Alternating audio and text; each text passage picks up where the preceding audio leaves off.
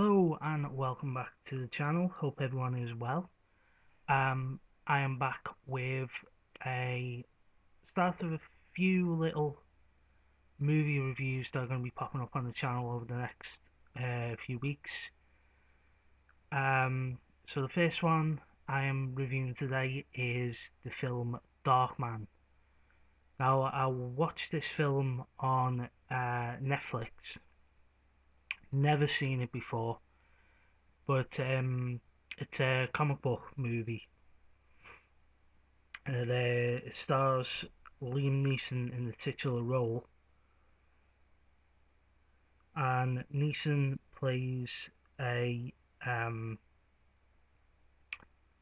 a scientist who is presumed dead after a explosion at his laboratory caused by gangsters.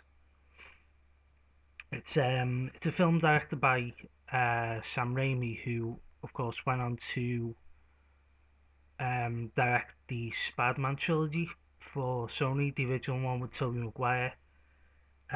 This one preceded it. This came out in 1990. Um, and it's basically a short story that Raimi wrote that had a bit of a homage to the Universal Monsters. Um, and I gotta tell you, I really enjoyed this film. It's it's kind of it starts off slow. You're trying to get a feel for what the motivation is for the gangsters, and then once you see what happens to Neeson's character, it turns into your standard superhero revenge movie where um, the wronged hero basically goes after the bad guys. And I've got to tell you, the makeup work on Neeson is spectacular. It really shows off how burnt and disfigured. He spends most of the movie wrapped up in bandages, but you can see little parts of um, his disfigurement. And what he does is he basically goes undercover a lot of the time. He gives off 3D renders of someone he's after, and basically makes a mask that he morphs to his face, and he becomes that person. In fact, when he reveals to his deceased partner, um,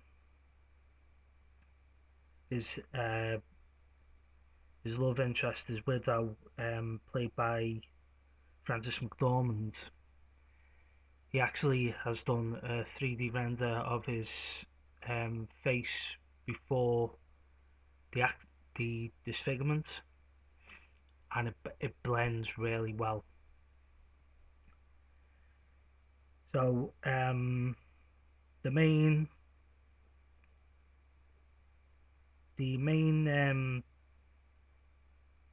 bad guys are Louis Strack Jr., played by Colin Friels, and Robert G. Durant, played by Larry Drake.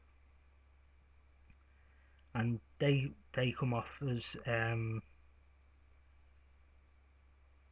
not so much sadistic, um, but they are your typical bad guy in the film. Um, just everything about the film is really good. It features some really solid cameos as well. Ivan Raimi, Sam's brother, John Landis, Jenny Agutter, they all have cameos, and there's a really, really fun cameo right at the very end of the film,